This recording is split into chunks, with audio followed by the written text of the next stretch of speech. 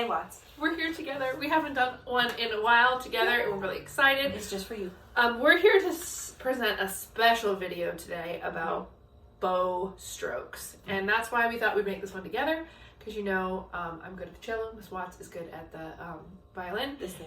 And I know I tell you guys all the time that the bass is really, really different from the cello, but it's not when it comes to bowing techniques. Mm-hmm. So very similar for bass and cello, and very similar for Violin and viola.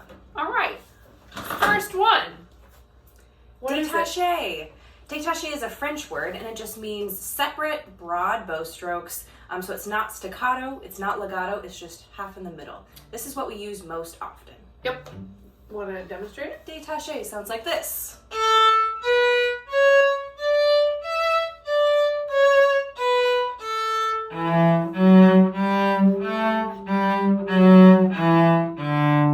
Pretty easy.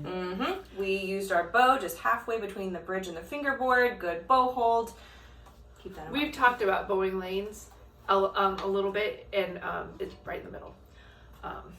You're not trying to get anywhere too fast. No, too crazy. The next one is legato, and you guys know legato, smooth.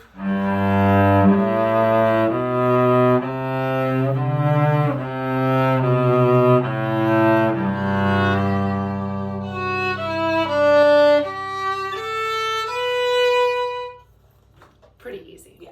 Next. Next is marcato. This is a super sharp, well-marked stroke. It's like an accent, but you're going to use more bow. An accent is more heavy, and a marcato is more bow speed. Would you agree? I agree. Okay. Is it marked on the note, or is it something you have to interpret on your own? Or is it both? Sometimes they write the word marcato, and other times they do this little carrot thing. Carrot. It looks like an angry carrot. And we'll point that out to you if we see it So, in music. angry carrots are like this. Accents are like This. And up bows are like this. yeah. But angry carrots are like, I'm an angry carrot. They look mad. Yeah. Yeah. And so- sometimes they're bold. Like Yeah. They're bolded, yeah. But it's longer than a accent. Yes, so a marcato, you're going to use most of your bow. Yeah. I think of my favorite, like, no, that's the wrong note. I played the symphony that went like this.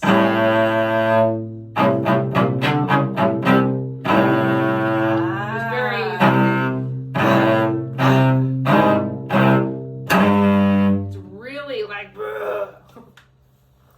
angry. Okay. Next, is, I don't even know how to say that. Martelé. It's kind of the same, but it's less angry. Go for it. So, hammered. In this case, I would think,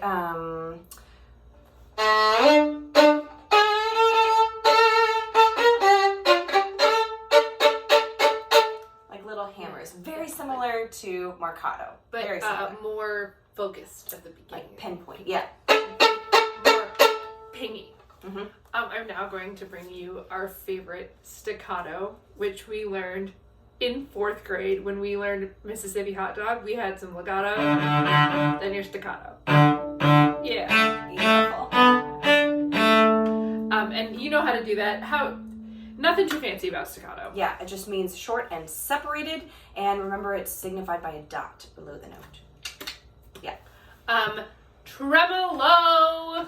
This is whenever you have your note head and then the stem and then 3 slashes. If it's not 3, it's not tremolo. But if you have 3 slashes Through the stem.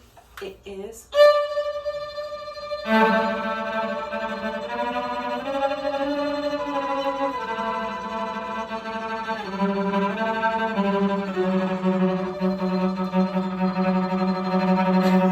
And that it's kind of hard. It's not something that you do here. It's something we're going to talk a lot about as you get older. Our hand versus our arm. We've talked about here to here, not moving this part, and we've talked about from going here to here, moving this part. But now, as we get older, we're going to learn how to wave and how to do this part. And I do my tremolo on the cello like that. I'll try to get good in the camera angle. You see my hand? It's in my fingers is where it's happening. My elbow ain't going nowhere. Nothing happened. Same You wanna thing do here. that, The elbow is frozen. And it's all in the hand and the fingers. This why if you don't have a good bow hold, none of these are going to work. Yeah, and you'll notice the most important part is that you have your solid thumb and then 1, 2, 3 fingers. Your pinky is not as necessary for tremolo, but it still needs to be in the right spot. All hand. When in doubt, first finger and pinky or first finger and thumb are in charge of everything. So if they're wrong, it's not going to work. Yeah. If you also notice on tremolo, we're going to the tip Tip of the bow. and that's usually where it is. Yeah. And it can be different dynamic levels. It can be forte. It can be pianissimo. Mostly it's pianissimo because Tremolo is like a cool effect. Yeah. And sometimes they want you to start tremolo with like an accent and then start the tremolo. So that would be like this. You'd start at the frog and then you tremolo there. That happens a lot too. and those are all called something that we refer to as on the string strokes. We're going to get into that a little bit different. Or on the bow? What do we call it? Yeah, on the string. So it means that your bow stays in contact with the string to make that desired sound. Okay. So, the next thing we're going to talk about is multiple notes in one bow stroke. And you guys really know that because the first one is easy. It's slurs. Our first slur we encounter is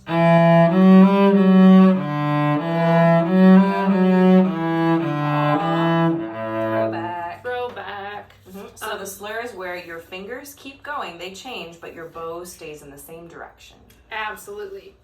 The next one. This is a hooked bow.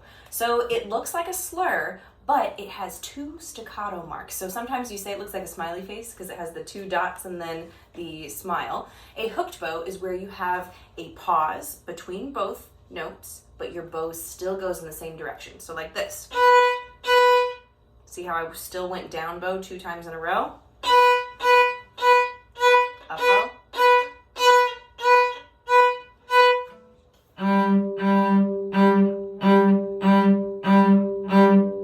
What's important to emphasize is that there's a stop in between each one, and it has the dot underneath of it because our next one we're gonna kind of eliminate the stop. Yeah. So this is hooked again, sometimes known as slurred staccato, right? Yes, there's staccato. So there's a good stop in between each one. The next one is called lore or potato. The potato. Or potato. Potato. Really similar to slurred staccato and hooked bow, except for instead of the dot, you have a line. Yes, so there's not as much of a silence between the notes, and you don't necessarily have to stop your motion to get that sound. It's more about your first finger and a little bit of arm weight that you're able to put into the string. Yeah, so.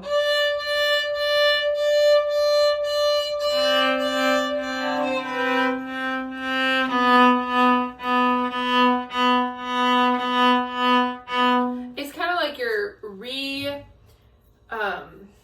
what's the word I'm looking for here? You're re-articulating the note with your first finger. Yeah.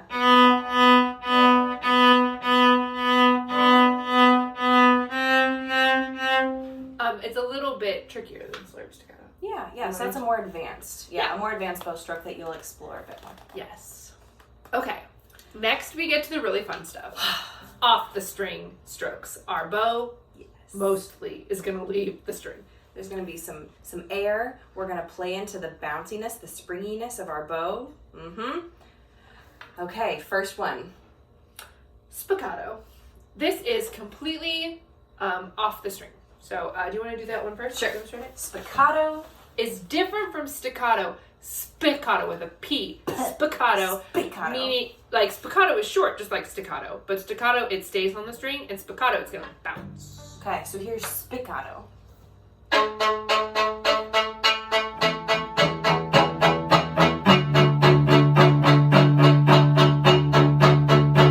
Where do you do spiccato? We just ended at the same time. That was a mind meld. That was amazing. So you want to do spiccato closer to the frog, and it's actually at a place called the balance point. The balance point is where your bow is equally balanced. The frog is a bit heavier than the tip, so it's closer to the frog. So I always play spiccato, the balance point, and then maybe a little bit closer to the frog. So in the lower third of the bow. Love it. The next one is called brushed spiccato. And I don't know a lot about this one. You know, I would say this is kind of like a technicality. I would consider it still spiccato, but if you were playing maybe a slower tempo and they said spiccato, you would have to maybe play it like... It looks like a little, like you're brushing a paintbrush Yeah. on the balance point. Yep, yep, yep, yep. You're making little U's. Mm-hmm. I don't use that one a lot, but I like it. Yeah, it has a little bit more energy than just... Okay, the next one is absolutely nuts. It is called sautier, and sautier is really hard. It's really hard. My cello teacher in college described it to me as the in the stroke that we've had before, the whole operation has gone off the string. And in this operation, the hairs stay on the string, and the wood of your stick bounces up and down. And it's kind of hard to create, and it's very impossible to create slow. Yeah. And this is just something we wanted you to know about. Yeah. We don't expect you to be able to do it. And it is all in your fingers, and on the cello, it looks like this. So this is staccato, the bow is bouncing, and here is sautier.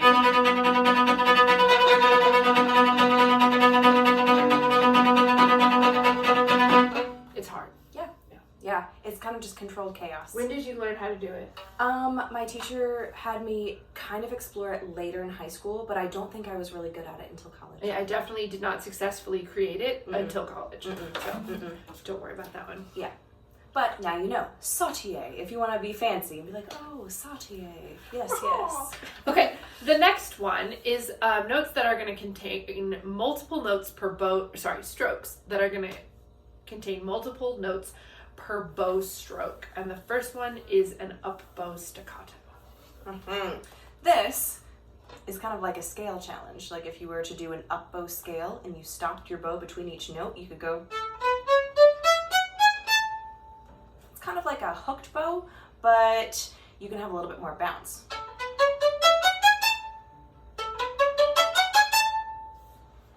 I know, I was thinking in my mind, if you guys were wondering where my brain went for a second, I know there's a Suzuki piece that has a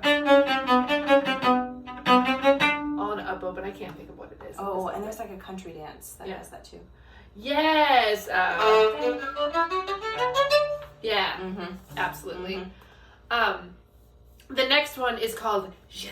Jeté. That's a dance move. That is a dance It's move. a ballet jump. Now we're really excited. This is involving 2 to 6 ricochets in a row. So let's explain what a ricochet is first. Okay. A ricochet is where your bow has just a bounce that you didn't really control. You let it naturally bounce.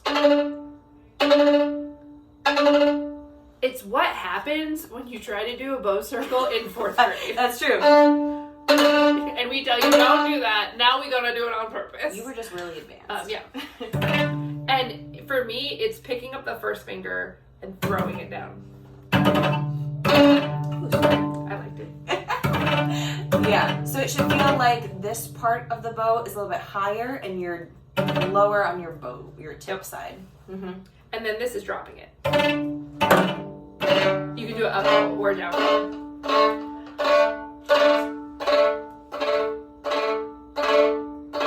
So a jeté is just that, but you get quieter at the end. Yeah, like...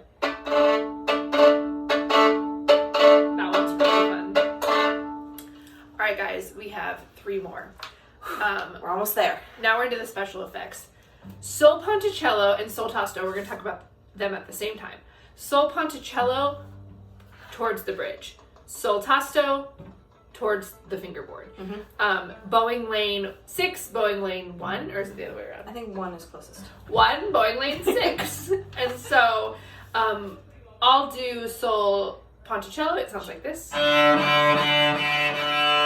Kinda metallic. kind of gross. Yeah. But also kind of cool. Yep, so you want to get as close as you can to the bridge, but stay on this side of the bridge, and yeah, you get that metallic-y, cool sound. Yeah. Sol tasto is where you're playing over the fingerboard, and sometimes we do roll the bow so that the hair is closest to the bridge. So for cello, that means that, right? Yeah. The hair is closer to the bridge. Violin and viola, hair is closest to the bridge, also your face. And you play very lightly, and soltato has a very, very calm, very smooth sound.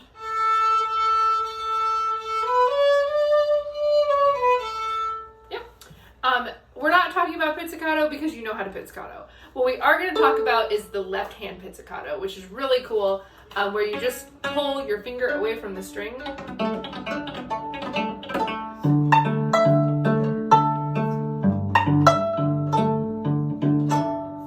On our open strings, it works really well. You're like, I got this. Yeah. On your strings that aren't open strings, sometimes you just pull away. And it's more of an effect. Yeah, but it's the same on violin as on cello. Yeah, same thing. And guys, that's bowing techniques. Woo! See you later.